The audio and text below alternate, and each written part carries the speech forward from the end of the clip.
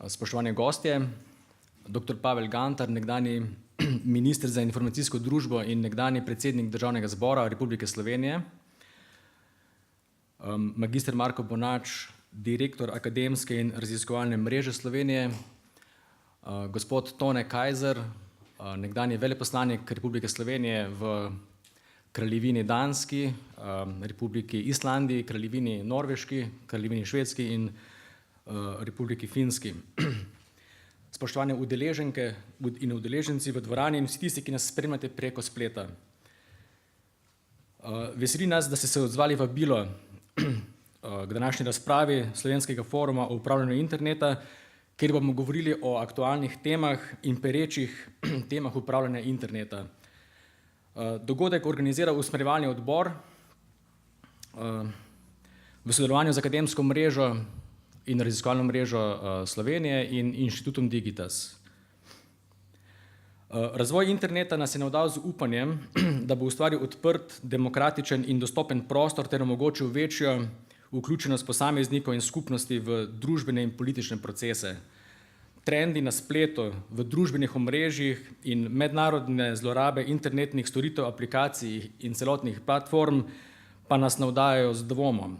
Na letošnjem forumu v ospredje postavljamo dilemo, kaj bolj ogroža demokracijo in vrednote, ki smo jih pripisovali internetu. So to internetna odprtost in svoboščine, ki vsem omogočajo, da po internetu širijo ideje in prepričanja, tudi tistim, ki širijo sovražni govor in sejejo sovraštvo, ali pa so to inteligentni filtri za spletno cenzuro, ki bodo preverjali vsa naša sporočila, pesmi, skladbe, fotografije, programe in druga dela, preden jih bomo smeli naložiti na splet, da ne bi kršili avtorskih pravic ali širili neželenih in sovražnih sporočil. Vsebine za naše dogodke zbiramo z javnimi pozivi in naključje je hotelo, da smo v program letos uvrstili dve temi, ki razkrivata ta paradoks. Mehanizmi za zaščito demokracije krepijo korporacije in oblastne strukture ter hkrati kratijo temeljne človekove pravice in svoboščine. Se bomo morali odreči pravicam in svoboščinam, za katere se je človeštvo borilo in si prizadevalo vse od antičnih civilizacij, ali pa je ta dilema mogoče lažna? Odgovore bomo iskali v dveh razpravah z gosti in moderatorjema dr. Majo Bogataj Jančič in dr. Alijem Žerdinom. Glede na prijave pa pričakujemo, da bomo nekako prišli do različnih pogledov, ki bodo odražali poglede deležniških skupin, ki jih združujemo v našem forumu, tako gospodarstva in javne uprave kot nevladnih organizacij in akademske ter tehnične skupnosti, predvsem na področju upravljanja interneta. Sedaj pa k mikrofonu vabim gospoda Marka Bonača, velikega in zmeraj optimističnega zagovornika naših aktivnosti, za pozdravni nagovor. Izvoli. Hvala. Lep pozdrav na srečanju IGF ali po našem slovenskem forumu o upravljanju interneta. Ta forum je namenjen omogočanju in spodbujanju vključujoče, enakopravne, odprte razprave o javnih politikah povezanih z internetom. To je že naše tretje srečanje, prvo smo imeli pred 2 letoma. Srečanje je pripravil odbor v sestavi dr. Dušan Caf, koordinator odbora, Gorazd Božič, Katja Koren Ošljak, dr. Benjamin Lesjak, Barbara Poše Golob, Peter Stale, Aleš Petič in Jan Žorž. Spomladi je bila tu organizirana podobna prireditev, mednarodna konferenca SIDIC, to je South Eastern European Dialogue on Internet Governance, s katero se je Slovenija uspešno postavila tudi v mednarodno okolje. Tokratni program, kot je že omenil Dušan, obsega dve aktualni temi, v katerih bodo razpravljali zanimivi gosti. Prva tema, ali interneta odprtost in svoboščine ogrožajo demokracijo. Sam vidim tukaj dve dimenziji, lažne novice in razpihovanje nestrpnosti. Ali imajo državljani zaradi demokratičnosti in pluralnosti družbe pravico do lažnih novic? Kdo ne bi sicer prepovedal? Ministrstvo za resnico. In po drugi strani, kako to ločiti od razpihovanja nestrpnosti, ki je po naši ustavi prepovedano. Moderator bo dr. Ali Žerdin, poročevalec Peter Stale. In druga tema, ali bo nova avtorska zakonodaja za digitalni trg omejila svobodo izražanja in dostop do informacij. Po eni strani Se nam morda zdi dobro, da bosta Google in Facebook delila svoje velike dobičke z umetniki. Po drugi strani pa je nevarnost, da internet ne bo več tak, kot ga poznamo, teže bo priti do informacij in povsod bo avtomatska cenzura in kontrola. Moderator tega sklopa bo dr. Maja Bogataj Jančič, poročevalka Katja Koren Ošlak. Še enkrat hvala vsem razpravljavcem, da ste se odzvali na vabilo. Hvala tudi vsem, ki ste danes prišli in upam, da se boste vključili, morda tudi z drugačnimi stališči v današnji pogovor. Hvala lepa.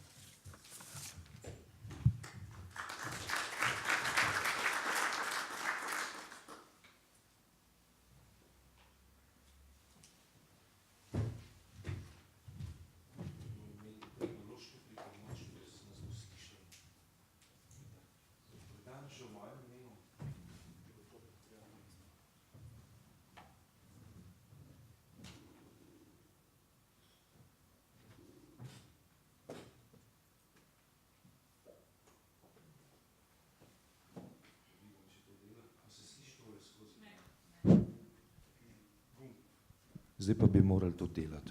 Dober dan še v mojem imenu, Ali Žerdin je moje ime. Sogovornike bi pozdravil, Pavleta Gantarja, Benjamina Žnidaršiča, Petra Strleta. Dve iztočnici imam izpisani iz zgodovine. Ena je sega 50 let nazaj, ena sega, da zračunam, 22 let nazaj. Začnimo s to bližjo iztočnico, in sicer z deklaracijo o neodvisnosti kiberprostora ali pa cyberspace. Letos preminuli John Perry Barlow jo je napisal in postavil nekaj, dajmo reči, precej idealističnih postulatov, pravzaprav kaj je kibernetski prostor, kakšne svoboščine pričakujemo lahko v tem prostoru in hkrati je v tej deklaraciji spisal tudi zahteve, navodila, pričakovanja, da se neposvetna, nekapitalska, necerkvena oblast, če nekoliko interpretiram to deklaracijo, v ta prostor svobode, uma, duha ne bo vmešavala. Kot rečeno, deklaracija je bila precej idealistična, velja pa ob tem opozoriti še na dva, za moje pojme zanimiva detajla. Prvič, da je v občinstvo posredoval iz Davosa, iz srečanja Svetovnega gospodarskega foruma, se pravi, dajmo reči, da gre za neko letno srečanje liberalnega kapitalizma ali pa demokratsko-liberalnega kapitalizma, pri katerem sodeluje množica ljudi, ki v ta okvir sodi. V tistem času je tudi dr. Drnovšek redno hodil na ta davoška srečanja. Druga reč, ki je zanimiva pri deklaraciji o neodvisnosti kibernetskega prostora, je ta, da je bila objavljena na slovenski kulturni praznik. Verjeten avtor tega sicer ni imel v mislih, je pa to okoliščina, ki zveni dan danes zanimivo. In to drugo okoliščino bi pravzaprav za svojo iztočnico v tej razpravi uporabil. Namreč, če je 22 let nazaj obstajala utemeljena domneva o tem, da internet, kibernetski prostor predstavlja predvsem nek imeniten kulturni preboj, neko širjenje kulturnega prostora. 22 let pozneje obstaja ali pa nastaja nek grenak priokus. Seveda je internet prostor nepričakovanega, nikdar predstavljivega praktično, nepredstavljivih možnosti širjenja kulture, umike, civilizacijskih dognanj, znanosti in tako naprej. Ampak hkrati se je v ta prostor naselil tudi vse najslabše, ker ta sodobna civilizacija premore. Je imel, morda bi s Pavlom Gantarjem začel, je imel internet že na začetku nastavke, da postane tudi medij širjenja slabega. Hvala lepa, Ali, za vprašanje. Mislim, vprašanje, ki je zelo zoprno. Pričakoval sem rekel bolj prijazno vprašanje. Pravzaprav ne vem. Jaz bi rekel, seveda, v tistem trenutku, ko je internet obveljal, kibernetski prostor obveljal kot prostor, v katerega lahko vstopa vsak neposredno, ko je jasno, da omrežja nimajo vrhovnega, lahko bi rekel, urednika in podobne. To so stvari, s katerimi smo se močno ukvarjali, spomniš, Peter, ker smo dokazovali raznim, da ni urednika in predvsem z medijsko zakonodajo smo se in z medijskimi ljudmi smo se tu prepirali dobrih slabih 15 let nazaj, da je jasno, da potem seveda tu lahko nenadzorovano nastopajo vse vrste idej. Ampak tisto, kar bi jaz rekel, je, da ni samo to. Jaz bi, ne vem, če lahko, ne vem, koliko časa, kdaj mi bo še zaprl mikrofon, jaz bi nekako to obdobje, lahko bi rekel, poenostavljeno rečeno, interneta, razdelil na 4 obdobja. Na herojsko obdobje, v katerem neki besed rekel Marko, to je obdobje 90-ih let optimizma, neslutenih možnosti, ki jih ponuja dostop do digitalnih gradiv, informacij, obveščanje, medsebojno sodelovanje in podobno. In potem to je obdobje bilo nekega, lahko bi rekli, optimizma, da internet pravzaprav omogoča, lahko bi rekli, da omogoča sicer skrite in nedostopne potenciale demokratične demokracije in da jih usposoblja in s tem naredi družbo, politiko bolj demokratično. Drugo obdobje je bilo pravzaprav obdobje, ki je sledilo zgodb po letu 2000, komercializacija, internet kot gonilo gospodarskega razvoja, prehaja zadeve bolj na e-poslovanje v vseh oblikah, od bank do uprave in tu je, samo to bi rekel, ker bom potem bo mogoče, tu je zelo zanimivo, da je izginil pojem informacijska družba, če ste opazili. V letih 2000-2004 je imela komisija generalni direktorat za informacijsko družbo. Tudi mi smo naredili ministrstvo za informacijsko družbo. Danes se ta generalni DigiConnect imenuje generalni direktorat za komunikacijska omrežja, vsebino in tehnologijo. In zelo tak, kot bi rekel, akos, zakaj je izginila ta pojem informacijska družba? Po mojem mnenju pojem informacijska družba preveč subverziven. Aludira na spremembe, na družbene transformacije, od predindustrijske, industrijske v postindustrijsko družbo. Nekaj, kar lahko biznis ali pa kdorkoli tega ni hotel. Želi tehnološke spremembe, vendar brez vsebine, brez, lahko bi rekli, transformacij. Zato je prišel dosti bolj nevtralen pojem digitalna ekonomija, digitalizacija in tako naprej. Tudi digitalna družba je pojem, ki je domestificiran, udomačen. Informacijska družba je malo subverzivna. In to se izkaže potem v tem, da je v tem naslednjem obdobje internet kot obdobje grožnje varnosti, vdori terorizem, digitalno polje je polje, kjer se prežijo razne nevarnosti, to, kar danes vidimo. In seveda, zdaj, ko govorimo o internetu, govorimo že o omejevanju internetu odprtosti, problem digitalne nevtralnosti, vladavine družbenih omrežij. Jaz mislim, da je da seveda ne, smo prišli v fazo, ko je pravzaprav internet izrazito dualno orodje, če bi tako rekel. Ne.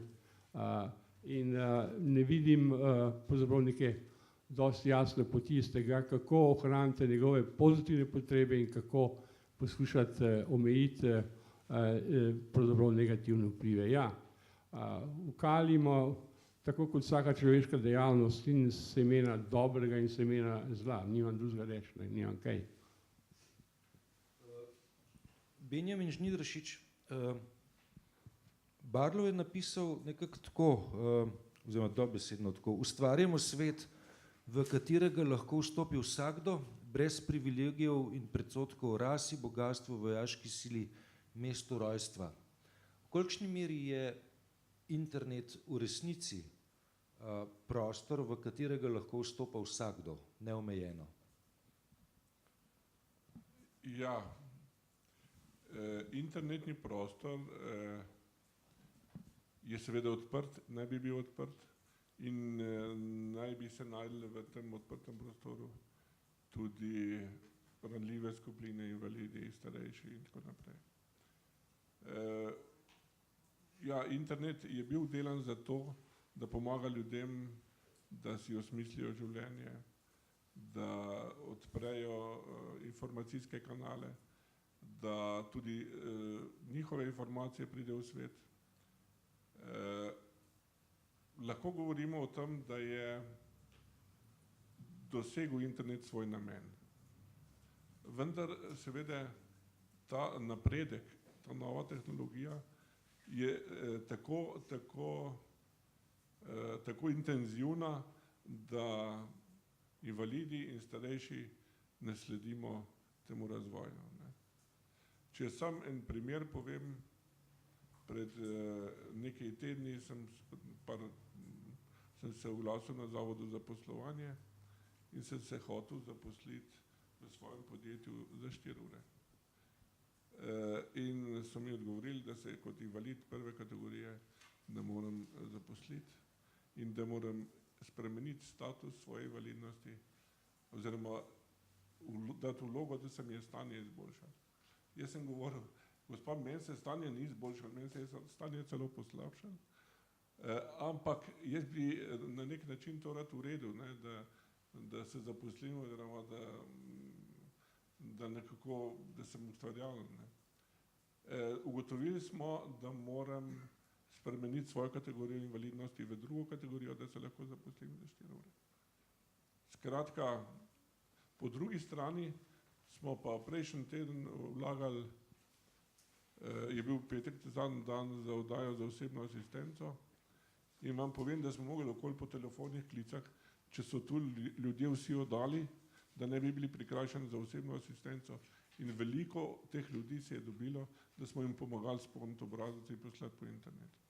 Skratka, zelo širok razpon te uporabe interneta je od enih, ki to zelo s pridom uporabljajo za svojo zaposlitev, po drugi strani pa teh osnovnih informacij ne pridejo do ljudi. Zdaj, kako to regulirati, kako to usmerjati, verjetno, da tudi v teh centrih za rehabilitacijo to težko, ne.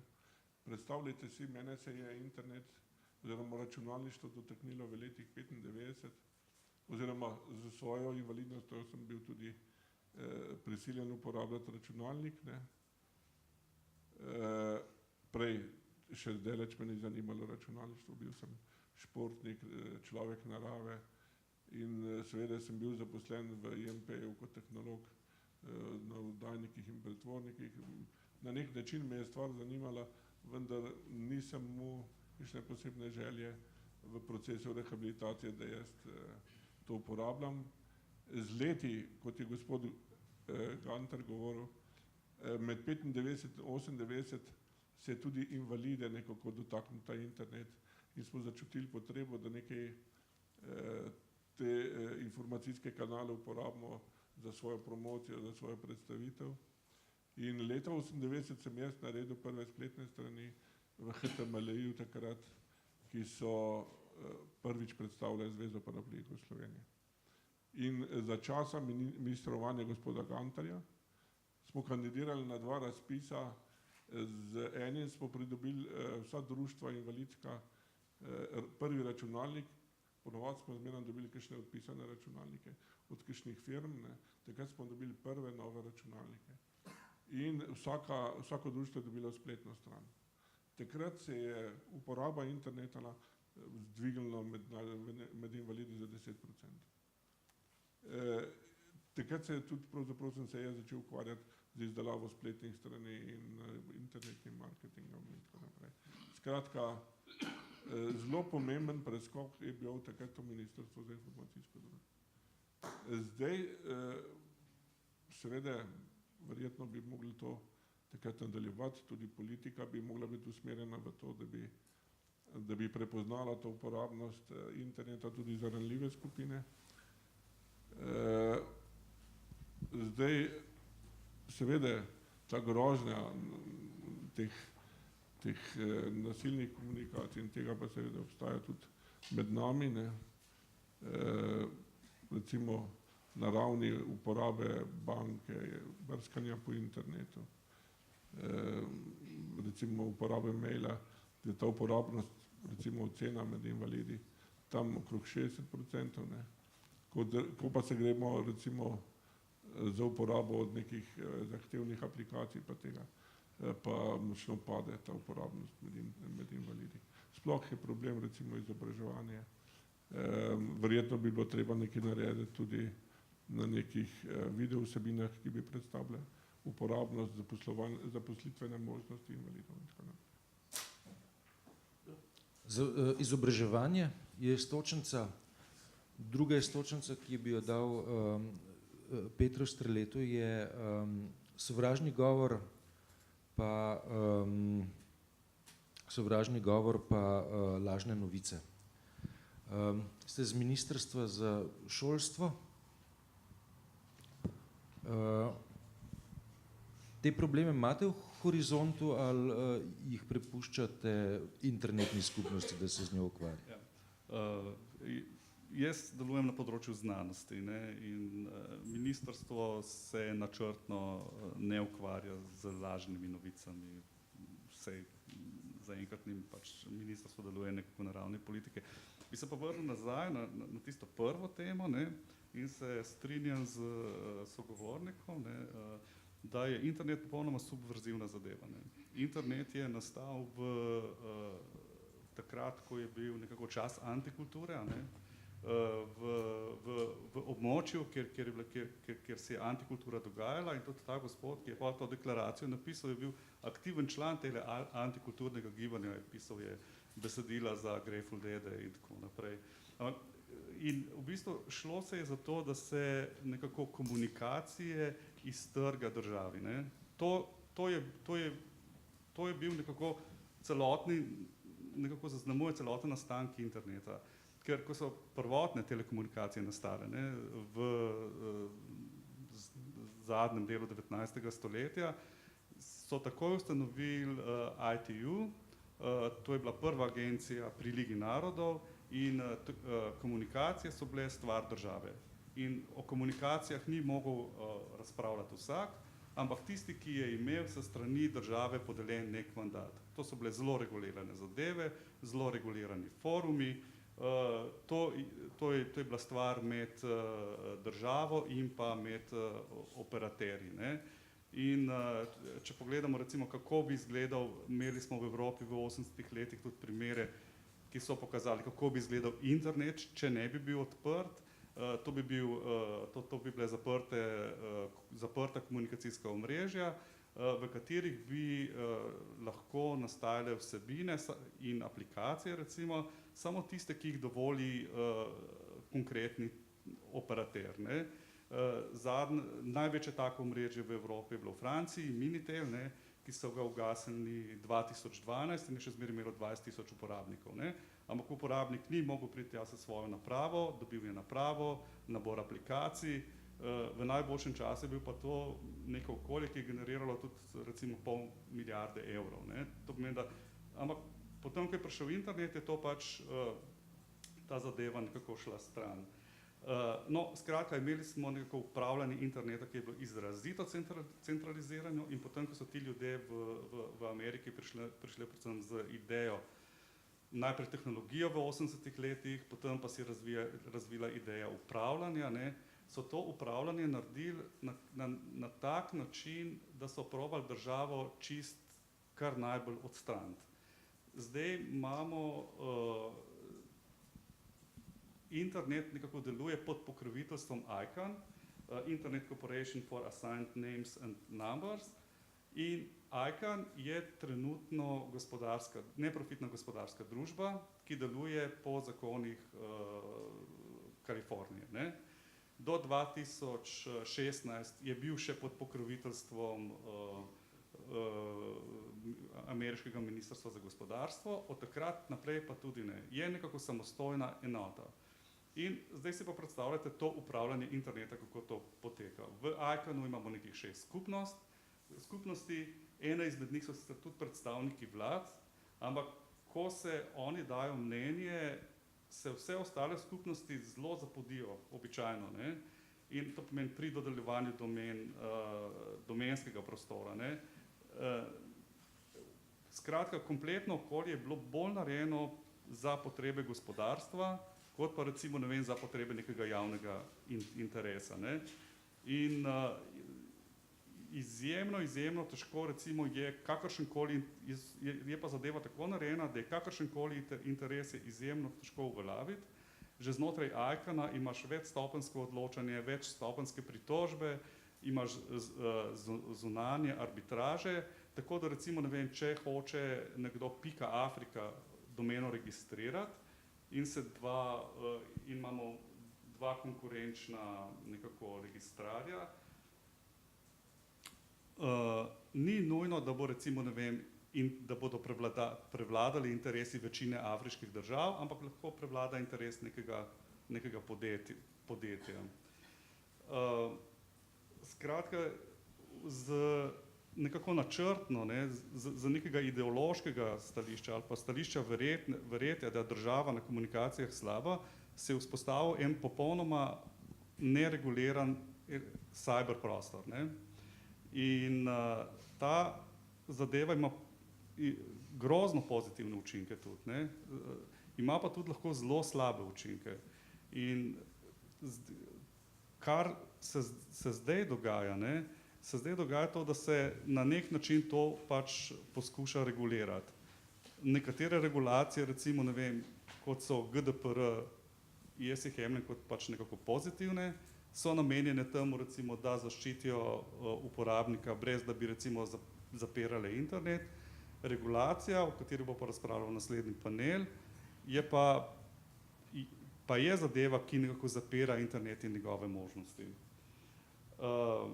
Kar se pa tiče sovražnega govora, vsaka nova tehnologija je bila recimo, ne vem, nekako uporabljena tudi za širjenje sovražnega govora. Recimo radio je bil krasno orodje, recimo, ne vem, nacistov, ne? In opozorilo, ne, da je tehnologija tudi škodljiva, je nekako najbolj znano oddaja Orsona Wellesa, ne, Propad svetov, ali kako se je že imenovala, ne, s katero je dejansko hotel opozoriti na to, da preko tehnologije lahko širimo pač fake news. Toliko za začetek. Paradoks ideje, ne, da bi država posegla v reguliranje morda fake newsa ali sovražnega govora, je po mojem ta, da najmočnejši državnik tega sveta marsikaj prispeva k temu, da je da so prvič socialna omrežja še bolj zasičena z sovražnostjo, sovražnim govorom, in drugič, da se po družabnih omrežjih lažne novice širijo še hitreje, kot bi se sicer brez njega, govorimo o slovenskem zetu Donaldu Trumpu. Pavle, ti vidiš kje prostor za intervencijo države, ko gre za ti dve kategoriji, fake news pa sovražni govor? Ja, zelo enostavno rečeno, prej bi moral dati poudarek, ne, na internetu, v kibernetskem prostoru, torej nič ni tujega, nič, kar je človeškega, ni tujega, ni tuje internetu, to bi moral reči. Tu je pa vedno faustovski problem dogovor s hudičem. Prav ta svoboda interneta, ki se je razvila, včasih je bila celo razprava, ne gre ICANN, celo pod inštitucijo Združenih narodov, to je bila nek del te razprave in jasno je, kaj bi bilo, če bi na to vplivali države, kot je Iran, Afganistan in tako naprej. Se pravi, ICANN je še vedno ohranil in ima ta značaj. Kar zadeva seveda, na področju političnega in seveda razumevanja demokracije je pravzaprav predvsem nastop družabnih omrežij, pa tudi že prej blogi, so temeljito spremenili, bi rekel, politični diskurs in narave politike. Zdaj politiki ne potrebujejo več posrednika, nažalost, bi rekel, poklica, s katerim se ti ukvarjaš. Ali namreč prej, če je hotel politik dostopati do javnosti, je to moral iti ali na zborovanje, kjer so zbrali ljudi, ali pa je moral delovati preko medija, radio, televizije, tiskani mediji. Danes deluje neposredno. Donald Trump, sem včeraj pogledal, prav zaradi tega ima 55,3 milijona sledilcev in sledilk. To pomeni, da njegova komunikacija takoj zajame, v hipu instantno zajame 55 milijonov ljudi po celem svetu, ne samo v Ameriki, ne da bi pravzaprav karkoli bilo med njimi, med njegovim sporočilom in dojemanjem posredovano. In to je neverjetna moč. Jaz se spominjam, nekoč sem za to, ko je Drnovšek kot predsednik države odlašal z nekim stališčem, ne vem z čim. In novinarji so ga spraševali in potem je bila velika užaljenost, ker se je Drnovšek po noč napisal stališče in ga objavil na svojem blogu. In so rekli, kaj pa mi, zakaj smo pa mi tlele, mi stojimo in telefonarimo ure in dneve, da bomo prišli do njegovih skopih besed, on pa ob enih po noč to sporoči po internetu. Zdravi, ta vidik je zelo pomemben, zdravi, ni te predelave, ni analize medijske, danes se časopis na žalost velikokrat ukvarjajo in se morajo in drugi mediji z interpretacijo tweetov, sporočil na Facebooku in podobnih stvari. Kaj zadeva lažne novice, fake news. Nekateri menijo, da to fake news ni nič posebnega, ni nič novega. Lagalo se je vedno, posebej v politiki, seveda z eno začasno izjemo, zraven mene, recimo, skratka, dobro, lagalo se, to je mogoče tudi laž, tudi to je lahko laž, ampak skratka, zdaj, tisto, kar je novo, kar je klasično v laži, recimo v politiki je, da ima laž, da lahko povežeš, da postaviš povezavo med lažjo in tistim, ki jo je izrekel. Ta se je zlagal, da bo, cena Teša 800 milijonov, bila je pa 1400, ti imaš to povezavo, ti si se zlagal. V fake news je ponovadi ta laž pride iz, recimo, lahko neznanih uporabniških računov in ni več povezave med lažjo. Neki mulci z Makedonijo razširijo laž o Clintonovi in tako se modificira in gre po celih omrežjih. Laž ima dolge noge. Laž ima ne samo dolgo, ampak to, dolge noge v elektronskem pomenu in ta se potem razširi. Ni več povezave med, kdo je že to izrekel, da je Clintonova to pa to, ja vsega nobenega ni, ko potuješ, potem vidiš, da ni nobenega naslovnika, ki bi to izrekel, razen neke obskurne manjše stvari, za katere sploh ne veš, kaj bi bila v Makedoniji, ne vem kje in tako naprej. Zdaj, tu je zdaj tam, in ta laž konstituira zdaj novo realnost. Jaz bi tu uporabil, če smem, vrž me dol, takoj, ko boš ocenil, tega sociologa Thomasa. Thomas je pač teoretik tako imane grupne teorije, on pravi nekako tako, celo sem si zapisal v angleščini, pa bom na hitro prevedel, če ljudje percipirajo situacije kot realne, potem so te situacije realne za njih v njihovih posledicah. Ne. Ljudje delujejo glede na percepcijo nekih zadev in to je zdaj nova realnost. Ne. Če banka, govori se, da bo banka propadla, ni zdaj realnost kontra, da banka je zadosti močna, da ne bo propadla. Nova realnost je, da bo banka prepadla in na to oni reagirajo. In ta vidik je tu še kako na delu,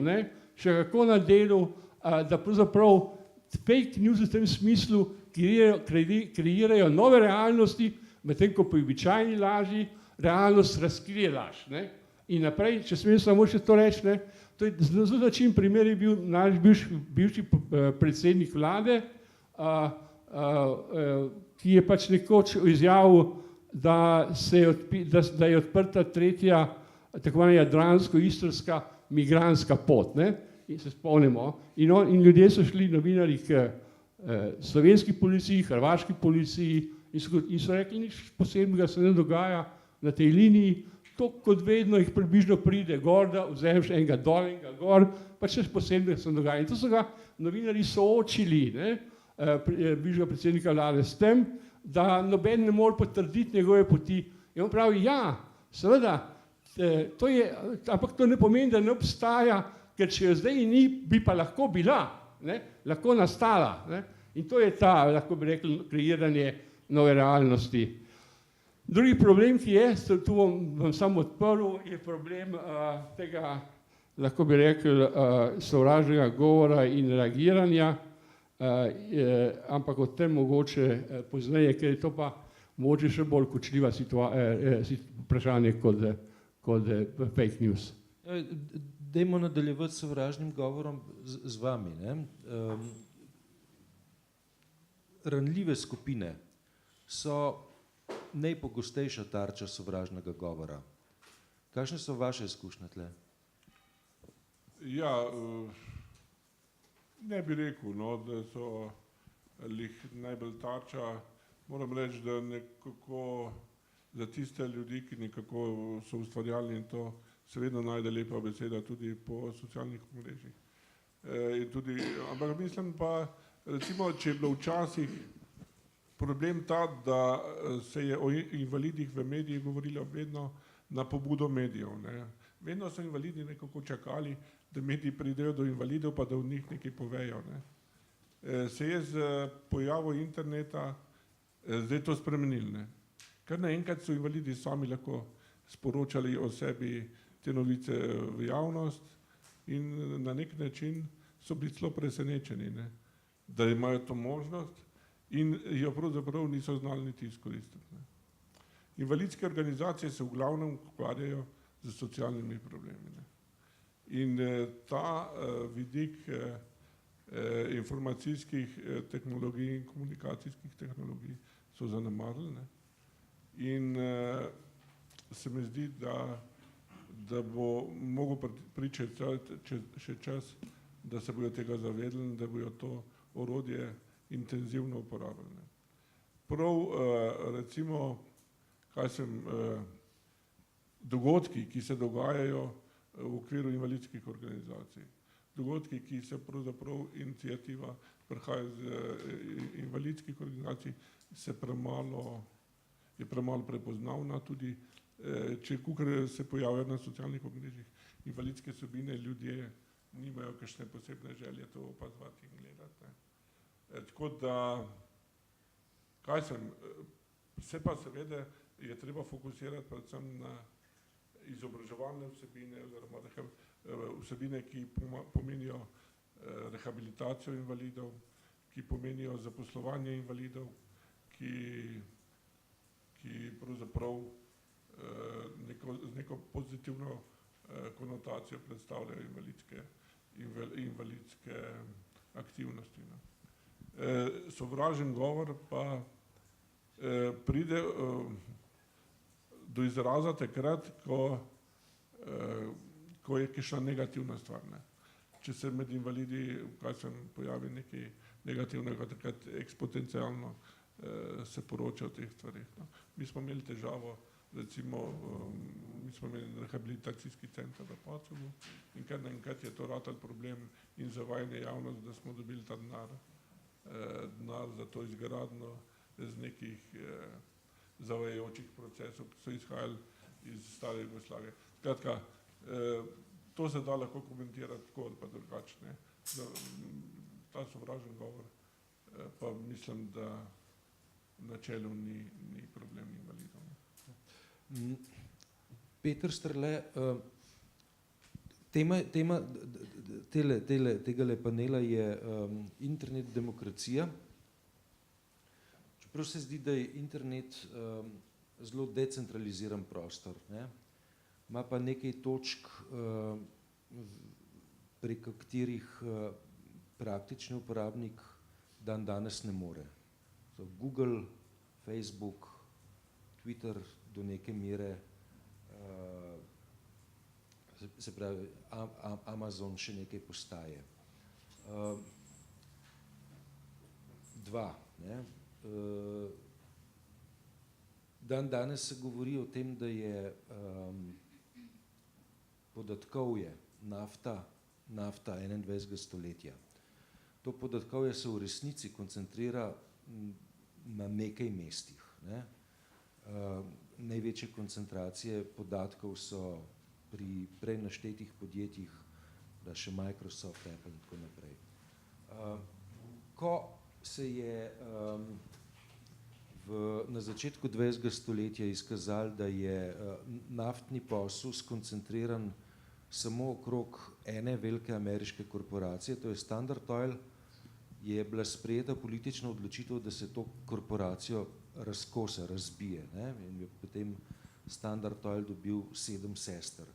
Ali je prišel čas, ko bi v ta internetni prostor bilo potrebno poseči z neko politično odločitvijo, ki bi dejansko peljala v decentralizacijo prostora oziroma v odpravo monopola nekaj družb, verjetno nekaj dosti več kot 7-8.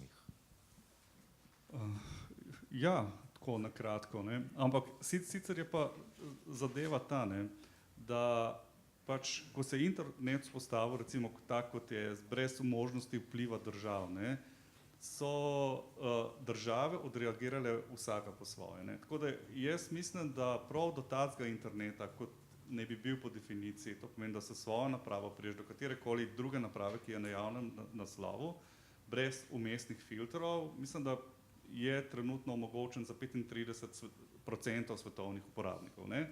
Vsi ostali so recimo za nekimi firewalli,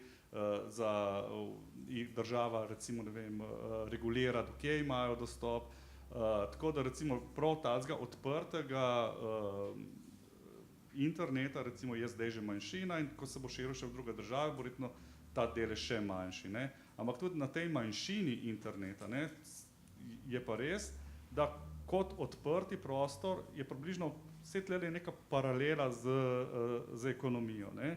Tam, kjer imaš ti popolnoma odprt, nereguliran prostor, se prej ali slej pojavijo močni igralci, ki prevzamejo vse. In to pa je, ne, ena grožnja, recimo, ne vem, naši demokraciji, kot jo poznamo zdaj, ne. Demokraciji, recimo, ki je bila vzpostavljena na neki državi, na neki regulaciji, ki je pač reguliral neko obnašanje med nami, ne. Ker prihaja, recimo, ne vem, obdobje nekega korporativne prevlade in internet je pač popolnoma nereguliran, ne, oziroma jaz mislim, da je dobro, da je internet nereguliran oziroma reguliran v smislu, da je internet nevtralen, ne, ampak moramo regulirati zakonodajo, kako se ti veliki igralci obnašajo, ne. Internet, kot odprt internet, ne, ima zelo veliko pozitivnih učinkov, ne.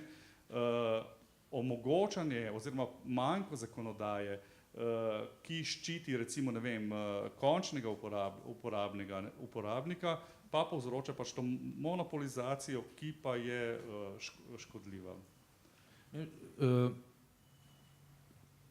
Ko govorimo o demokraciji, ne, pa internetu, pridemo do ugotovitve, da na svetu obstajata recimo dva playerja, dva igralca, dva akterja, ki o meni vesta neizmerno veliko. Sam uporabljam Google, sam uporabljam Facebook. Oba me verjetno pomalem profilirata. To, da vesta ti dve inštitucije o meni več, kot je o Pavletu Gantarju, ki je nekoliko starejši od mene, vedela Udba, je meni strašljivo. Ne? Bi bil bolj miren, če bi bilo 10 inštitucij, ki bi vsaka nekaj malega vedela o meni. Ne pa, da sta samo dve, ki se potem med sabo še lahko kaj zmenijo, ki pa drugi preprodajajo podatkovje. A je čas, da v ta prostor, ki se monopolizira, ki ima vedno bolj izrazita poslovna središča, ki prevzemajo velike glavnine, povedam vulgarno, poslov, da se ta prostor demonopolizira z inštitucijo, ki bi v ta prostor posegla v smislu varovanja konkurence tudi. Ja, seveda, jaz mislim, da je še večji problem to, da Udba je včasih zbirala te informacije brez tvoje vednosti, pa pretežno. Ti pa zdaj sam in tudi jaz prostovoljno prispevamo svoje osebne informacije v tem velikim gigantom Googlu ali Twitterju ali Facebooku, Amazon.com, če naročiš očala, recimo, kaj so sončna očala, kar je tak, potem še en mesec dobivaš vse možne, rekel, glase sončnih očal, ki bi jih še lahko kupil in tako naprej, vse to poznate vsi. Tako da zdaj in seveda se pravi, ti podatki so zbrani, kot se rekel, so zbrani na enem ali dveh večjih mestih in zdaj temu je namenjena seveda prav ta GDPR direktiva, varstvo osebnih podatkov, ki se prav na to nanaša. In ta nerodnost, to GDPR direktivo, seveda tudi slovenska, ker jo ni znala, pa še ni zmogla implementirati slovenski pravni red, je podobna temu, kot je bilo v začetku, ko se je začel širiti avto. Od avtomobila v začetku niste rabili nobenega prometnega dovoljenja.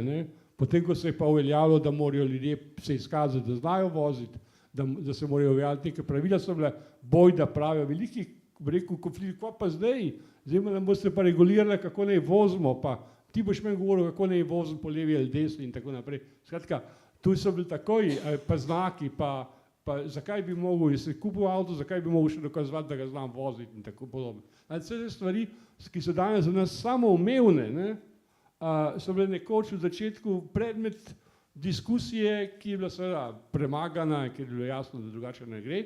In tu zdaj seveda je povsem jasno, da ta direktiva je po mojem navzlic vsemu, kar je zadeva v pravo smer. Podatki so zbrani, tudi če hočemo, da niso zbrani, so zbrani in s temi podatki je treba te, ki upravljajo, zavezati k skrbnosti, neizdajanju, k neuporabi za nečasne, če smo jim tako rečem, namene in vse te stvari.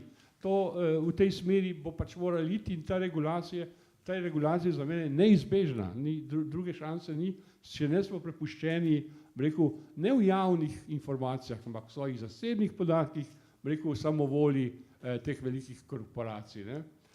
Zato tu mislim, da je ta pot regulacije in vloge države, pa na koncu ne samo vloge države, ampak širši skupnosti, kot je potencialno v neki viziji, mogoče celo Združenih narodov, kar je sicer z tega vidika danes povsem nemogoče, ampak je nujna, druge ni.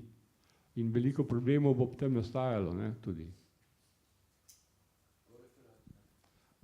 Ja, mislim, jaz bi sem to pripomnil, ti si rekel, da se bojiš, da so tvoji podatki samo na dveh mestih. Bojazen popolnoma neutemeljena. Tvoji podatki se širijo naprej do zadnjega prodajalca praška, če tako hočeš. Drugače pa ja, dajmo se spomniti primera Cambridge Analytica, in ker so trdili, da zbranimi podatki lahko vplivajo celo na mnenje posameznika, kar se meni zdi mogoče malo pretirano, ampak kaj so oni naredili? Oni so recimo preko tistih anket, seveda nepravilno, prišli do ene zelo velike populacije, mislim, da okoli 90 milijonov, ne, in so lahko nekako ugotovili, katera volilna okolja pa so tista kritična oziroma kjer lahko recimo, ne vem, določen politik dobi dovolj glasov za dovolj denarja, da prevaga, ne. In dejansko ne bi se v 3 zveznih državah potem to zgodilo, ne. Jaz se tukaj vprašujem, zdaj, seveda, GDPR je neka vrsta regulacije, ki pač je nujno potrebna, ampak potrebna bi bila po mojem tudi sprememba regulacije volilne zakonodaje, ne. Tako kot je recimo omejeno financiranje političnih strank, bi bilo mogoče tudi omejeno to, kaj pa ti lahko pri volitvah uporabljaš, ne, katera orodja pa so dovoljena, ne. Če da recimo, in to seveda z namenom spet ohranjanje odprtosti demokratičnega prostora. Ker če se recimo internet je že toliko vpliven, če se internet monopolizira okoli določenih močnih igralcev, ti to na drugi strani začne pač zapirati tvoj demokratični prostor. Slišal sem, ne, da so pobude družbe Cambridge Analytica prihajale tudi v ta prostor, ne, da ponudijo svoje dobre usluge, vendar je naslovnik to pobudo ignoriral, ne. Vsaj naslovnik, ki se je z mano pogovarjal in pač potem, ko sem ga prosil za izjavo, ni želel biti imenovan, ne, da tako rečem, ne, tako da ga ne bom razkril, ne. Morda je družba Cambridge Analytica poslala to ponudbo komu drugemu, potem še v ta slovenski prostor, ne. Ampak vendarle to, da z orodji, ali pa s podatki, ki izhajajo ven iz internetne uporabe, se da vsaj zanihati volilno telo, to do neke mere je srhljivo, po drugi strani pa tako, ne, da se je konec koncev tudi vsaka javnomnenjska anketa, če je inteligentno izvedena, lahko prispeva k temu, da volilno telo zaniha. Konec koncev tudi inteligentno izvedene predvolilne manifestacije, če so geografsko inteligentno razporejene, lahko zanihajo volilno telo, ne. Vsaka propaganda lahko zaniha volilno telo, ne, tako da zveni morda srhljivo, ne, da ob pomoči podatkovja se da do neke mere volitve zmanipulirati, vendar hkrati spet ne gre za nek pojav, ki bi bil pa zelo, zelo nov, ne. Pač v zgodovini parlamentarnih demokracij smo že desetletja in desetletja nazaj izumili oglaševanje, ki je, ne, do neke mere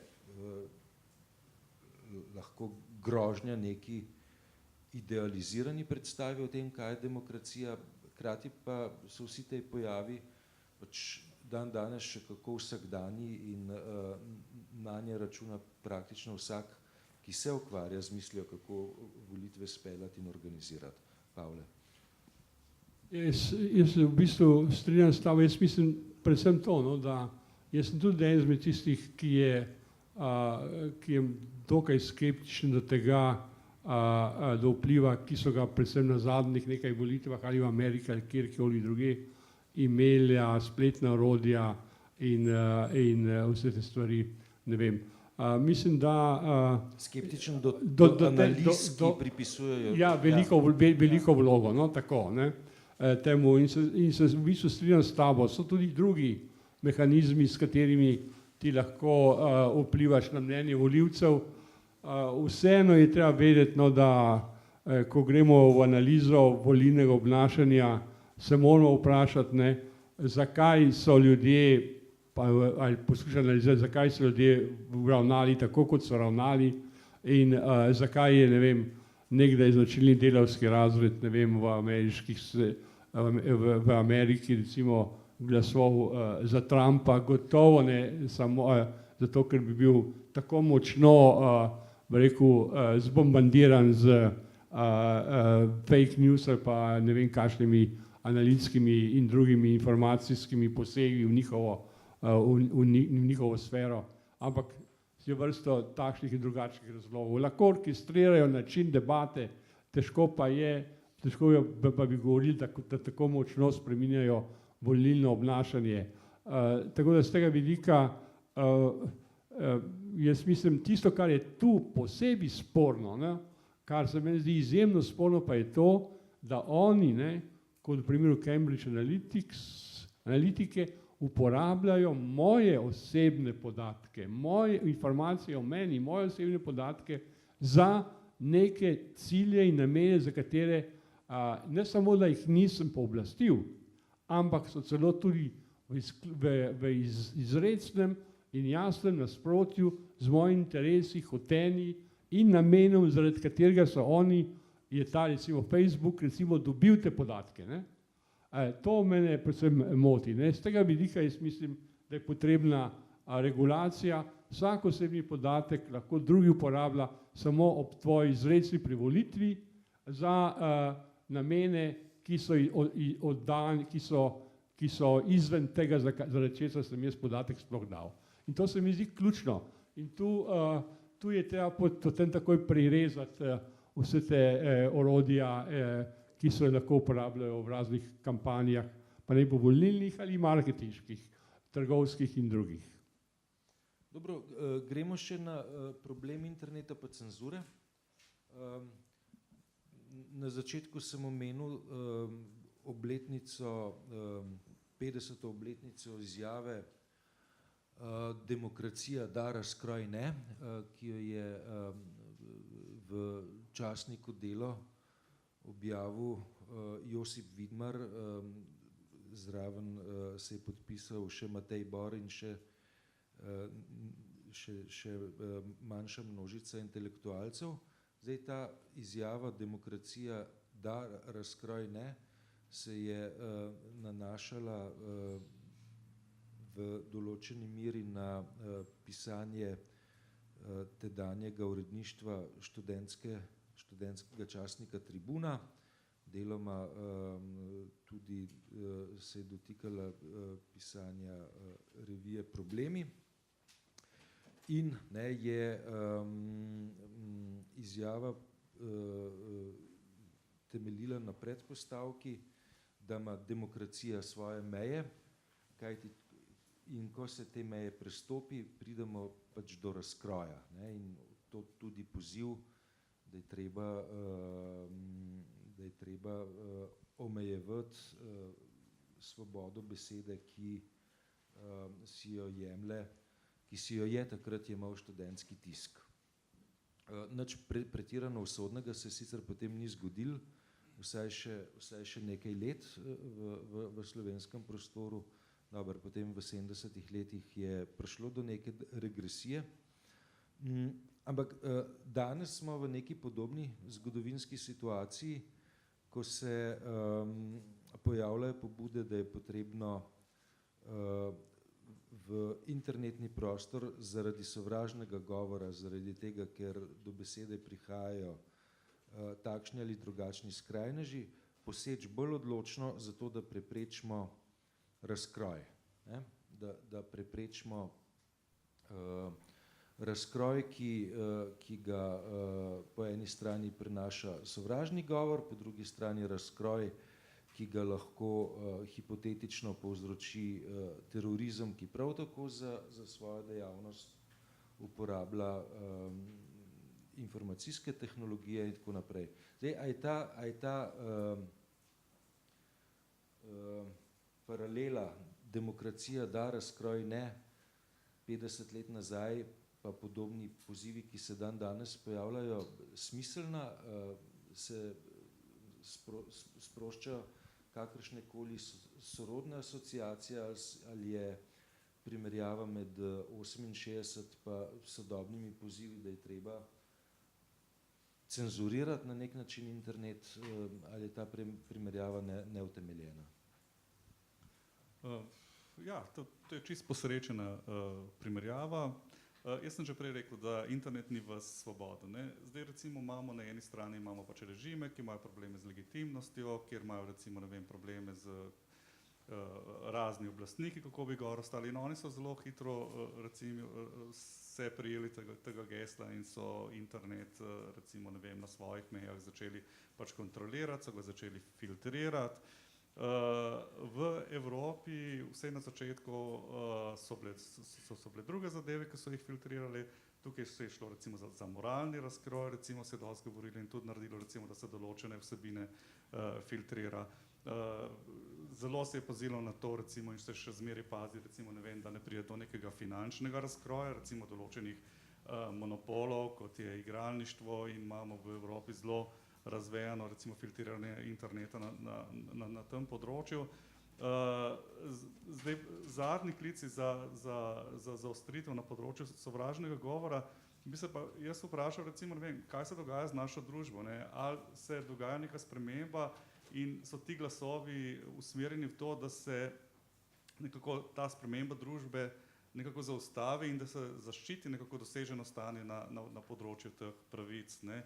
In ob tem je mene strah, recimo, ne vem, kaj nas čaka, ampak to ni kriv internet, to so pač drugi dejavniki, ki nas pač determinirajo ali pa determinirajo družbo. Ja, jaz bi mogoče dodal k temu eno zadevo, ne? Jaz se spomnim tega članka, ne? Tega prispevka Vidmarja, Bora in tako naprej.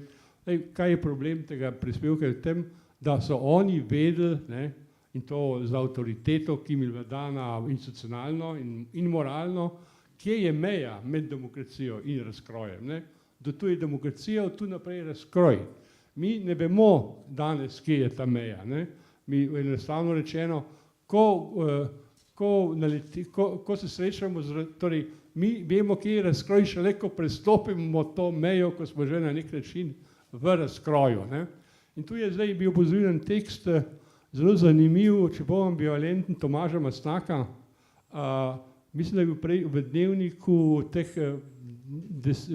teden dni, so pravičujem, pač dnevnik, ne, nazaj teden dni ali 14 dni, kjer je govoril o tem včasih socializmu, totalitarnem sistemu, smo vedeli, ne, kaj je cenzura. Cenzura je bila opremeljiva, vedeli smo celo ime, kdo je bil cenzor, tožilec in tako naprej. Vedeli smo, da prihajajo v tiskarne, da naprej gledajo, da imajo mogoče sodelavca v uredništvu, to smo vse vedeli. Cenzura je bila, bi rekel, avtorju prijazna v tem smislu, da ni bilo nič skritega. Ne? Vedel si približno, kaj smeš zapisati, kaj ne smeš, včasih si tvegel, pa je šlo skozi še nekajkrat, pa tudi ne, kakorkoli, pa so bile prazne strani, zaplembe ali celo kakšno prekršek ali kaj podobnega. In mi smo vedeli, cenzura je bila človeški podobi. Danes cenzurira država, danes cenzurirajo, in tu se on, Mastnak, ne ga povzemam, sklicuje, danes cenzurirajo korporacije. Ne? Danes korporacija Facebook ukine 10.000 uporabniških računov. Ne? Ali pa Twitter in podobno. Ne? Zdaj kaj? Torej, ali vemo, da so se oni prav odločili ali ne? Verjetno je res, da so ta cenzura se prenesila v korporacije in na tem pravzaprav noben nima več vpliva. Že mogoče, da ukinjajo, bi rekel, najbolj ekstremne fašiste, karkoli, to da ali ukinjajo tudi mene, ali mogoče tudi mene torej prištevajo k temu in tako naprej. To je zdaj odprto vprašanje. Jaz ne vidim pravega, bi rekel, možnosti, razen tega, da te korporacije eksplicitno objavijo, bi rekel, še bolj jasno svojo politiko do tega, ki jo nihče ne bere, ker vsak samo pritisne agree, ne?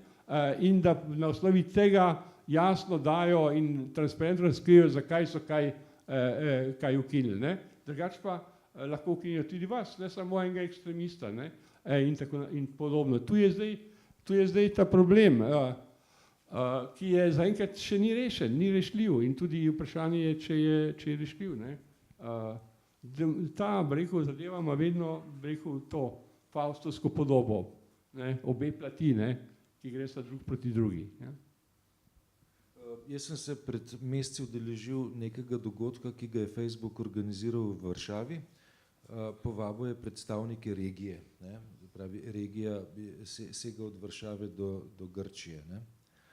In s precejšnjim ponosom so nam takrat sporočili, da je družba rešila, da je korporacija rešila težave sovražnega govora, in sicer na način, da bodo pomoči umetne inteligence znali zaznati vzorce sovražnega govora.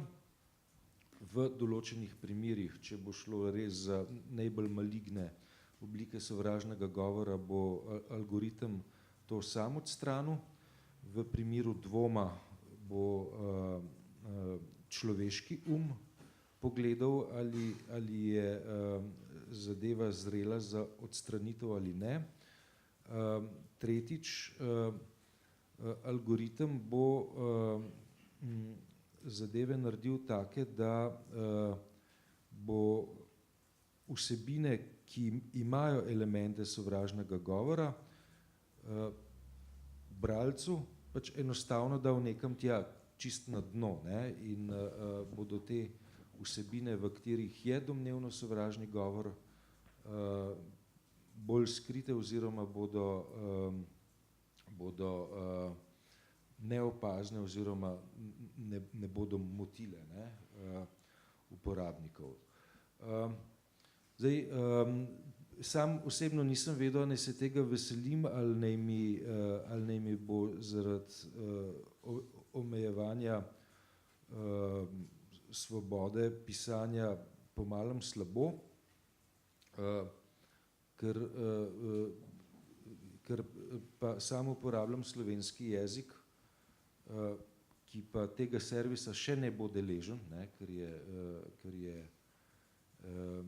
premajhen, preveč eksotičen za naprave, ki poganjajo umetno inteligenco.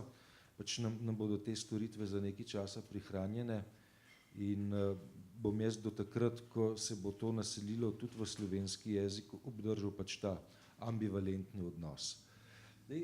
Glede na to, da je organizacijski odbor rekel, da bo ta dogodek nekoliko interaktiven, bi jaz še občinstvo povabil, če se vplete kaj v razpravo, ker mislim, da gremo v, kako je že tisti film, maratonci tečejo zadnji krog, ne? Pa bo ta krog bo nepar kilometrov bo trajal. Lepa hvala za povabilo. Dr. Caf, spoštovani dr. Gantar, vsi sodelujoči, gospod Žerdin, Tone Kajzer je moje ime, nekdanji veleposlanik na Danskem in v nordijski regiji. Mislim, da je bila ta diskusija izjemno zanimiva. Jaz bi želel samo na dve stvari upozoriti. Jaz mislim, da je dr. Gantar dal eno dobro primerjavo o regulaciji, da ali ne. Ko se je začel čas avtomobilizma, je tudi prihajala postopoma regulacija. Ker če ne bi bilo regulacije, bi bil kaos. In regulacija v prometu je nekje bolj kultivirana, nekje manj kultivirana. Ko je bil še predsednik državnega zbora, se spomnim, je prišel k nam na obisk na Finsko in smo tam opazovali, kako funkcionira promet. Ko sem deloval v Egiptu, v Arabski republiki Egipt, ko je prišel zdaj pokojni dr. Drnovšek, ki ste ga prej omenili, smo videli, kako tam funkcionira promet. Da ne bi dal nekih neposrednih paralel, ampak jaz mislim, da je stvar kultiviranosti predvsem, ker med demokracijo in razkrojem je tanka meja. Dr. Gantar je rekel, nažalost se šele takrat zavemo, da je razkroj, ko smo že v razkroju. Eden od parametrov, ki jih je potrebno gledati, recimo nordijske države imajo zelo visoko stopnjo zaupanja v institucije, da stvari funkcionirajo, delujejo, zaupajo eden drugemu. In jaz mislim, da moramo se mi v Sloveniji postaviti v ta kontekst. Zdaj je bila generalna debata, bi rekel globalna. Danci vedno rečejo, začnimo od sebe. Uredimo stvari pri sebi, da bo pri nas kultivirano okolje in potem bomo lahko vplivali tudi na ostale. Zdaj, vpliv na demokratične procese, na volitve se dogajajo v kibernetnem prostoru in jaz mislim, da se temu ne moremo izogniti. Tako da okrog tega jaz mislim, da moramo imeti več sodelovanja na EU ravni, se pravi na ravni Evropske unije. Tako da še enkrat pozdravljam to in jaz mislim, da se Slovenija zelo dobro vključuje v to debato. Jaz sem se zdaj vrnil in so mi dali mandat, da sem ne digitalni ambasador, ampak veleposlanik za koordinacijo digitalne transformacije. Tako da me zelo veseli, da sem danes lahko tukaj in mislim, da je pripomoglo k temu, da se bo tudi javni diskurs v Sloveniji razvijal naprej v pozitivno smer. Hvala lepa.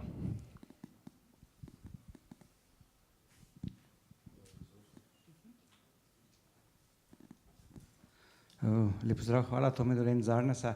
Mogoče sam komentar, jaz zdaj že dolgo leta, odkar sem na Arnesu, sem nekako taka dvoživka, ne, po eni strani smo zdaj mi tisti tehnični bili prinašalci te tehnologije, ne, tudi v Slovenijo, hkrati si pa domišljam, da malo opazujem, kaj se v družbi dogaja, ne. Zdaj, v zadnjih letih, ko se veliko ukvarjamo z osveščanjem pa varnosti na spletu pa tako naprej, se tudi v mednarodnem prostoru sem veliko tudi deležen v podobnih debatah, ne, ker se te dileme in se mi zdi, ves čas prehajamo do istega, ne.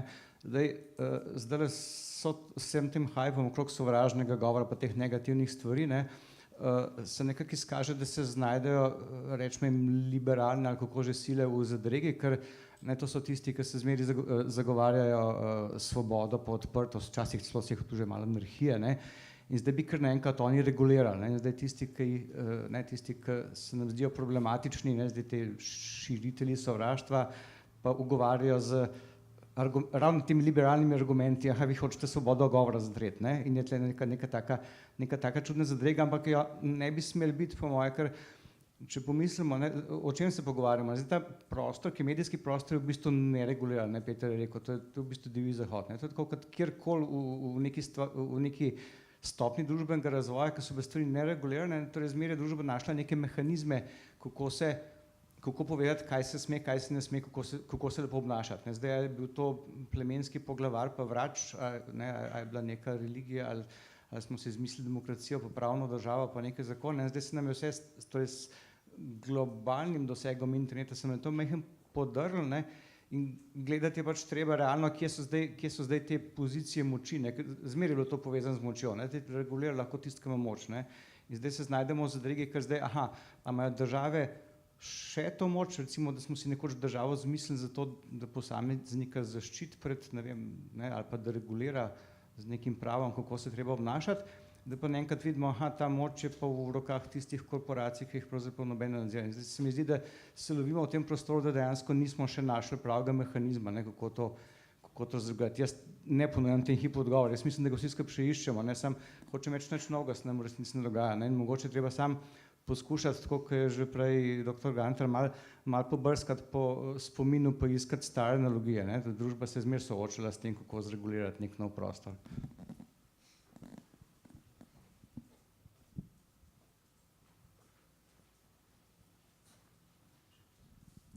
Dober dan, Katja Koren Ošljak, Codevik, Evropski teden programiranja. Ja, nekako se bi kar navezala na svoje predhodnike pa na debato. Omenjena je bila Cambridge Analytica, potem neka propaganda, ki se zelo masivno lahko izvaja prek interneta. Ampak ja, tako kot mislim, da se nekako tudi ostali sogovorniki tukaj strinjamo, jaz ne bi rekla, da zdaj dajmo zapirati neke kanale, dajmo jih zapirati recimo na primeru volitev, ne dovoljevati in v tem smislu, ne, ker mislim, da je treba ločiti dvoje, ne. Eno je regulacija same infrastrukture, same tehnologije, da ta ostaja nevtralna in odprta za vse, ne. Drugo pa je svoboda govora, ki pade nekako na polje družbenega, ne, in mi vedno poskušamo to tehnologijo nekako se delati, kot da je nevtralna, kot da ni odvisna od družbe in da ne dela pač ničesar in je samo tam, ne. In potem se nam zgodi primer Cambridge Analytica in potem začnemo razmišljati, joj, a moramo zdaj prepovedati propagando politično na družbenih omrežjih recimo, ne. In to se mi zdi čist napačna debata, ne. Jaz mislim, da moramo začeti se res potruditi, no, pa razmišljati o tem, da pač internet je samo razširitev našega družbenega prostora in to, kar mi sicer, taka pravila, kot jih imamo sicer v družbi, jih imamo tudi pri komuniciranju na internetu. Jaz zdaj ne vem, kaj je tu rešitev, kako to izboljšati, ampak a je to neka medijska vzgoja za uporabnike interneta, ne vem, ampak ko nekako to sem hotela dodati v debato.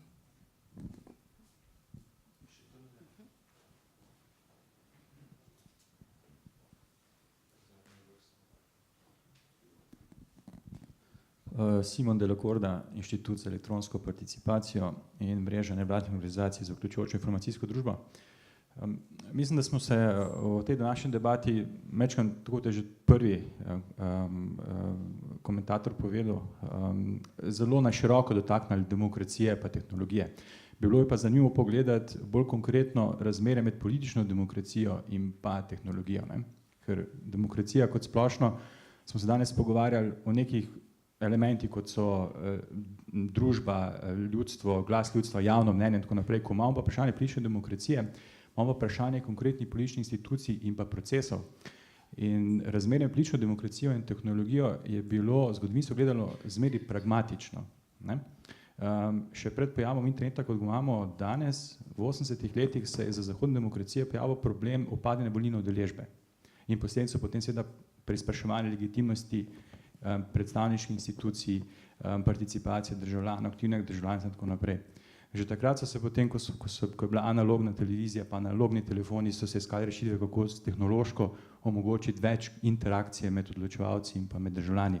S pojavom novega interneta, ne, ko ga poznamo sedaj, so pa tudi države potem začele, poleg vseh drugih rab interneta, kateri smo danes pogovarjali, gospodarskih, vojaških in tako naprej, prespraševati o tem, kako pa lahko internet krepi politično demokracijo. Ne? Tudi Evropska unija je to potem že konec 90 let prepoznala kot neko prioriteto. Samo spomnimo vse, koliko projektov je bilo financiranih strani različnih raziskovalnih programov, sedaj Horizont in tako naprej na tem področju. In če želimo govoriti o politični demokraciji pa razmerju tehnologiji, se moramo potem tudi vprašati, zakaj nam pada volilna udeležba, ne? V tako imenovani digitalni družbi. Imamo zdaj na lokalnih volitvah udeležbo pod 50%, predsednika države imamo zvoljenega pod 50% volilne udeležbe. Evropski poslanci nas zastopajo tam nekje 20% volilne udeležbo. In če gremo po klasični paradigmi, se moramo tudi vprašati, koga ti ljudje dejansko predstavljajo, ne? In namesto tega se pa ukvarjamo z različnimi vidiki pa intencami lažnih novic, cenzure in tako naprej. In mogoče za razmislek bi bilo smiselno odpirati te klasične teme demokracije, ki nas žuli, in preko teh klasičnih tem potem tudi iskati rešitve za to, kar je pa zdaj mainstream predstava o problemih demokracije in pa tehnologije. To bi bil moj prispevek. Pa še zadnja stvar.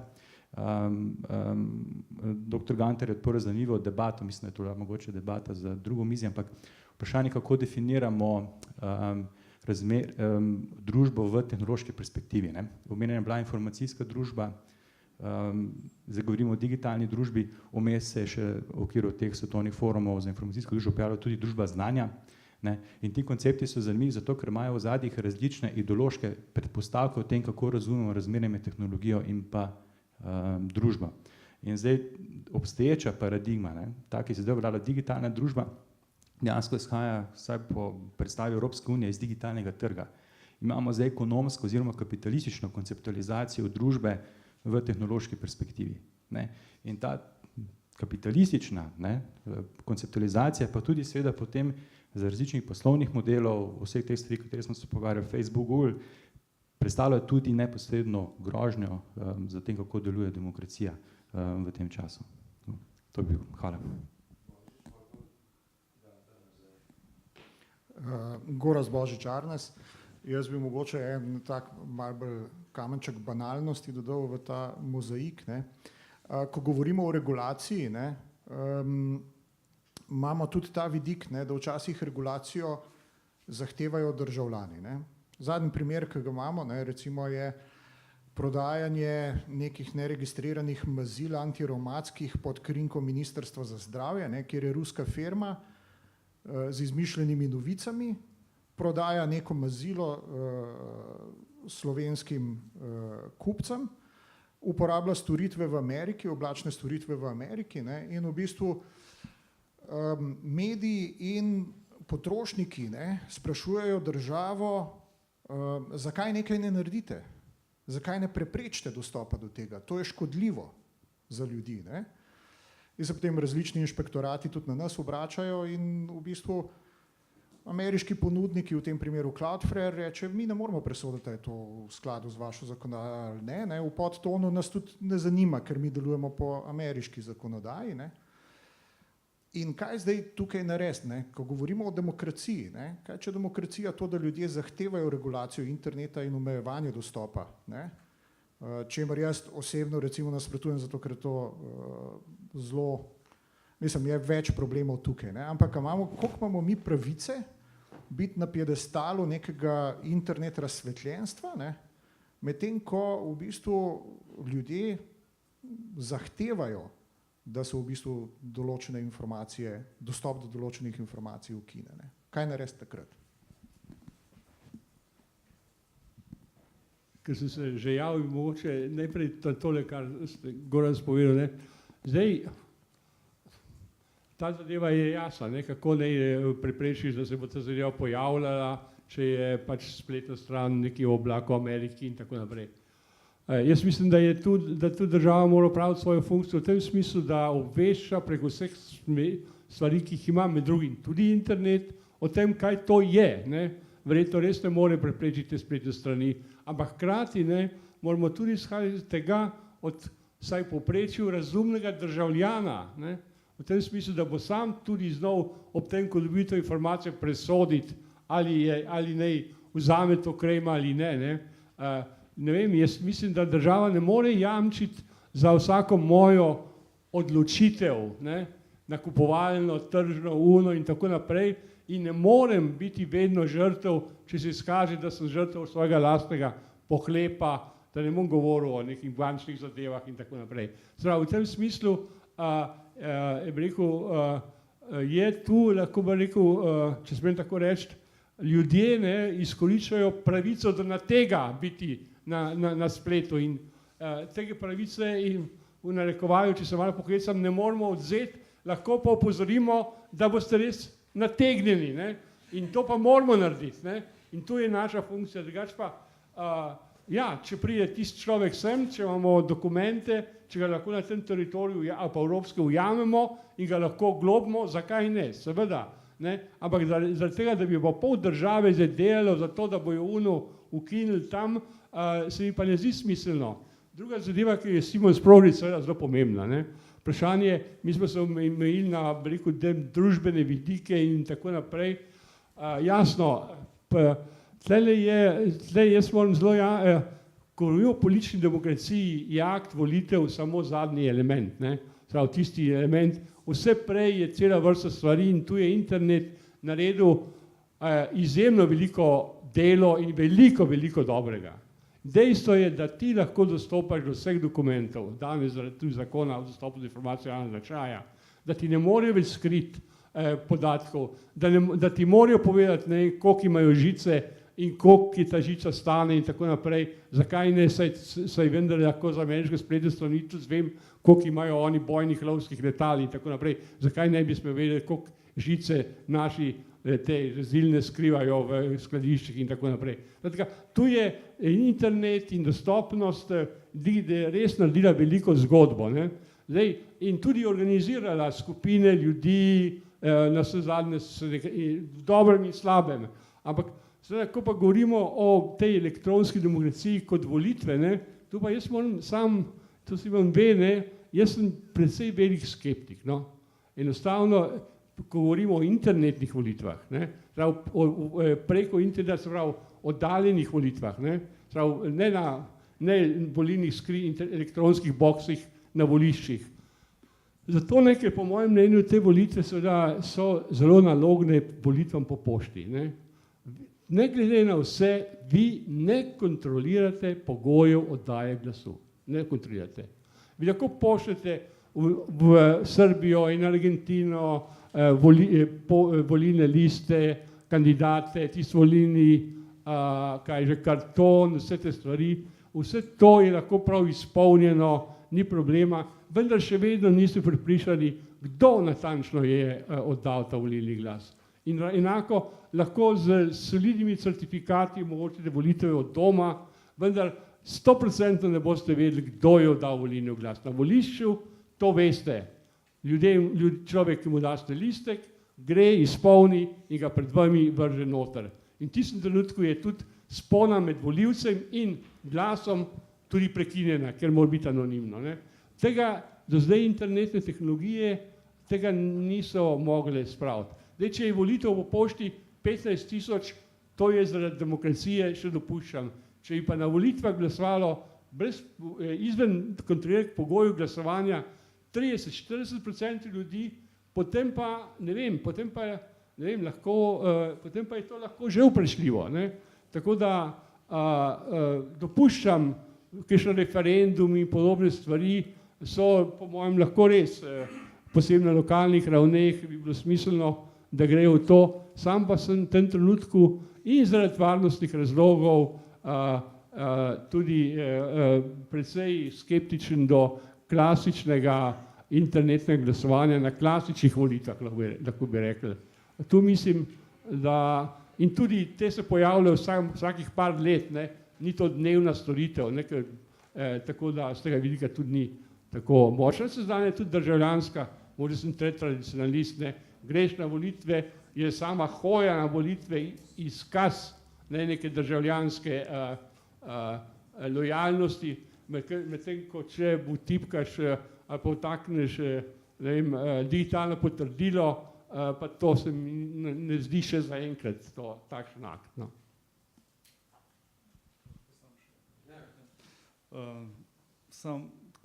Tukaj bi se navezal na Gorazdovo dilemo, no, in pa na Madzinjevo kolumno na SEO.netu, kjer je povedal to Facebook zgodbico o homogeniziranem mleku, ker ga pač otroci pač ne smejo piti, ker je pač homogenizirano. Ne. Ampak v bistvu je tukaj opozoril na to, da imamo tukaj še precej rezerve pri izobraževanju, ne. Oziroma bi mogli preiti v izobraževalnem procesu iz učenja faktov, iz pifljanja na nekako učenje o tem, kako se presoja. In to je dobra poanta, ne? In se potem tudi s Pavletom seveda strinjam okoli tega. Kar se tiče elektronskih volitev, elektronske volitve nikjer ni dokazano, da bodo recimo povečale participacijo, ne? Predstavljajo, vsej do sedaj pa predstavljajo ogromno tveganje. Tako da za povečanje demokratizacije, za povečanje recimo participacije, prehod na elektronske volitve, mislim, da ni prava pot. Je preveč tvegano. In potem pa še internet kot tehnologija, pa so opozorila, ne, da nam nekako ruši kulturo dialoga. Dialog preko elektronskih aplikacij je popolnoma nekaj drugega kot dialog, recimo oseben dialog ali kaj podobnega. Dialog prek elektronskih komunikacij nas nekako zapeljuje v neke čustvene reakcije. Ne. Zaradi tega pač postajata Facebook in Twitter zelo grda prostora, ne. Ni časa za premislek in tudi ljudje, za katere bi mislil, da so sposobni recimo nekega civiliziranega dialoga, jih sam način komunikacije nekako zapelje v nek zelo grob, zelo čustven način pač medsebojnega komuniciranja. Glede volitev elektronskih, jaz imam pa lih nasprotno mnenje. Zakaj? Predstavljajte si enega volivca na vozičku, koliko energije mora vložiti v eno volje, da voli. Ne. Moram reči, da prav zdaj s temi novimi internetnimi možnostmi se odpira možnost demokracije, prav na tem področju za volitve invalidov. Ne. Verjetno je tudi dvig volivcev možen prav na tem področju, recimo vsaj 30% ponovati jih ne gre na volitve, prav zaradi tega, ker na nek način ali so bolni ali imajo težave z gibanjem ali karkoli. In moram reči, da se med invalidi prav na tem področju odpira možnost demokracije. No. Glede komunikacije pa seveda sem za to, da tudi med invalidi, če ni srečanja, ni odprtega dialoga, ni debate, ta debata po internetu seveda ni prava debata. Ne. Jaz imam sicer malo mimo bežno vprašanje zdaj na to repliko o volitvah za invalide, ampak ali ni omogočeno voliti po pošti osebam, ki ne morejo osebno na volišče? Mislim. Ja, seveda je, ampak moram reči, da ta inštrument invalidi ne izkoriščajo prav pogosto. Ne vem zakaj, nekako internet je bolj enostaven, kolikor je treba že pisati, je že problem. Ne. Ali pa mora nekdo drugi to napisati, ker vidite, jaz pač ne moram uporabljati blog, je že problem, ne mora že nekoga imeti, da piše namesto mene. Tako da se mi zdi, da je ta opcija digitalnega podpisa za volitve mogoče prav za invalide velika možnost. To je nedvomno, ne? Za gibalno ovire ljudi bi bil volitve od doma preko interneta izjemno velika prednost, to je gotovo. Ne? Tem ni dvoma. Smem samo en stavek okrog te dileme. Dr. Gantar je rekel, da je skeptik, bilo je rečeno, da to ne funkcionira. Funkcionira. Vsaj v eni državi, pa mislim, da celo več, in ena je Estonija od leta 2007 naprej. In Estonci imajo, jaz mislim, da in tehnologijo in vse, in se jim je volilna udeležba dvignila, posebej med mlado generacijo, tako da so specifike. Danci, na primer, ki so najbolj digitalizirani, so proti temu, držijo še klasične volitve, ampak v Estoniji očitno smo dobili vsa zagotovila, da to funkcionira, tako da si je treba pogledati. Jaz mislim, da za nas bi bil nek model, kjer bi začeli, ampak dr. Gantar, to ne gre v kontekstu, da se volilni imeniki delajo. V Estoniji imajo drugačen sistem vzpostavljen, ne? Te elektronske osebne izkaznice, ki ta potem ti da akreditiv oziroma ti da pravico, da sploh lahko prideš do sistema. Ja, hvala. Ja, sem to, da strani strokovnjakov o varnosti interneta so spisali že nekaj zelo ostrih upozoril, ne, Estoniji, kar se tega tiče. Bi pa prosil Gorazda Božiča, ki je vodja Sicerta, da komentira, če lahko, prosim. Ja, mogoče samo na hitro, da ne bomo čisto obrnili to na internet volitve. Ne. Prvi argument je, ne, točno tak, ki ste ga povedal, ne, samo ena država to uporablja. Ne. Zakaj vse ostale države tega ne uporabljajo? Zato, ker so spoznale, da je v bistvu ovir in težav še veliko. Ne. Drugo vprašanje je, mislim, Estonci to uporabljajo tudi v bistvu delno za politični marketing, da se predstavljajo kot moderna država. In v bistvu ne govorijo veliko radi o tem, koliko denarja in truda namenjajo obrambi pred napadom na njihov volilni sistem. Oni so se zato odločili in zdaj so ujeti v to, da morajo blazno investirati, ne, in tam je jasno, da kdo ima interes, recimo v Estoniji mal se igrati z volitvami. Ne. In strokovnjaki, kot je Peter rekel, so bili povabljeni strani estonskih oblasti, so naredili analizo njihovega volilnega sistema in so javno objavljene te analize. Ne. In tudi ta njihova ocena kaže, da ni še primerno to uvesti na splošne volitve v državi. In jaz se strinjam za recimo posamične primere, ne, kot je recimo omogočanje boljšega dostopa za gibalno ovirane. Se mi zdi, da je to krasna rešitev. Ne. Bi bil pa jaz zelo skeptičen, ali v bistvu na horuk jeti, ne. Potem je pa tukaj pa še problem naš lokalni, ne, se pravi problem implementacije, kjer se to vprašanje pojavi običajno 6 mesecev pred volitvami. Ne. In 6 mesecev pa nikakor ni, oziroma 3 mesece, ne, nikakor ni čas, v katerem vi lahko razvijate sistem. Ne. Če bi država šla v dolgoročni razvoj, ne, se pravi, ki bi trajal seveda čez nekaj mandatov in bi delala pilotne projekte, bi se meni to zdelo izredno koristno. Ne. In tukaj že vidimo nekaj teh primerov, ki bi lahko v bistvu tukaj delali raziskave in mogoče tudi ponudili neke rešitve ostalim državam, ki jih iščejo. Kaj bomo imeli kafe zdaj? Ja, jaz bi sam en stavek o specifičnem problemu Slovenije na tem področju. Ne. Slovenija ima recimo na področju zagotavljanja informatike recimo, ne vem, v okviru države en kar hud problem, no. Ker v bistvu v okviru državne uprave nimamo več nekega centra znanja, ki bi lahko recimo, ne vem, sami upravljali, razvijali tovrstne storitve, a ne. In vsaka storitev, recimo, ne vem, večina storitev recimo je potem dana v upravljanje zunanjim ponudnikom, ne, kar pa samo po sebi je po mojem kar dosti nesprejemljivo varnostno tveganje.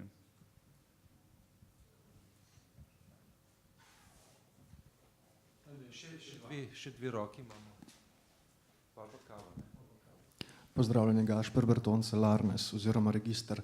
Glede elektronskih volitev, jaz nimam problema s tem, da nek sistem v ozadju, da bi vedel, kako sem jaz oddal svoj glas.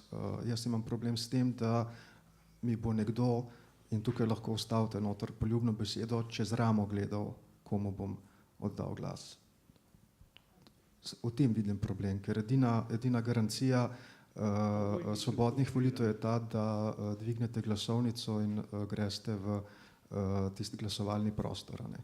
Pa še to so naši parlamentarci nekako porušili s tem, ko fotografirajo, kako so glasovali. A ne. Tako da izgleda, da za vsako rešitev najdejo tudi problem.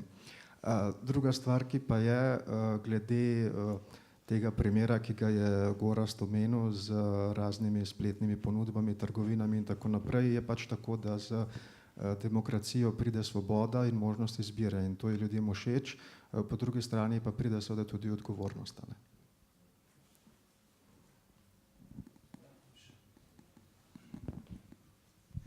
Zelo na kratko, ko je že pauza. Vprašanje politične demokracije pa tehnologije je vprašanje zaupanja. Ne? In mi lahko imamo spletne razprave, pa spletna posvetovanja, ki so fokusirana, moderirana, dajo dobre inpute, če imamo v zadnjih pregleden sistem, postopek in če zaupamo v postopek. Ne. Tako da zdaj tisto, kar na RTVS je log, ker začnejo se pa po 4-5 komentarjih, partizani pa domobranci, možno je te stvari reševati, ne, če so zadeve nastavljene moderirano. Ne. In tukaj se potem spostavlja zaupanje. Zaupanje potem se pa tudi vodi v zaupanje v institucije in verjetno prepostavljamo tudi bolj aktivnemu državljanstvu. Isto je vprašanje zaupanja, vprašanje e-volitev. Dobena tehnologija, tudi internet, ni 100% zanesljiva. Ne. In ključna stvar je pri tem, da mi zaupamo v sistem do te mere, da sistem zna upravljati s tveganji, ki se lahko zgodijo. Ne. In jih moramo seveda tem ta tveganja vzeti v zakup. Estonci so to naredili, ne, ker so pač ocenili verjetno, da se jim po nekih kalkulacijah to splača. Gorazd je za ene stvari že omenil, kaj bi te bile. In tukaj potem to, e-volitve so zato tudi politično vprašanje. Ne. In državni zbor je potem tisti, ki seveda pa zakonom o volitvah te zadeve potem realizira v odločitev. V zadnjih mora postati potem seveda zaupanje državljanov, pa tudi seveda neka analiza o tem, ali v Sloveniji potrebujemo e-volitev, ne, ali bi te volitve potem tudi dejansko imele neke učinke na udeležbo. Ne. Dobro, jaz predlagam, da s tem končamo, da gremo kavo spiti, potem je pa drugi krog, ne, že če prav urnik razumem. Ja. Hvala.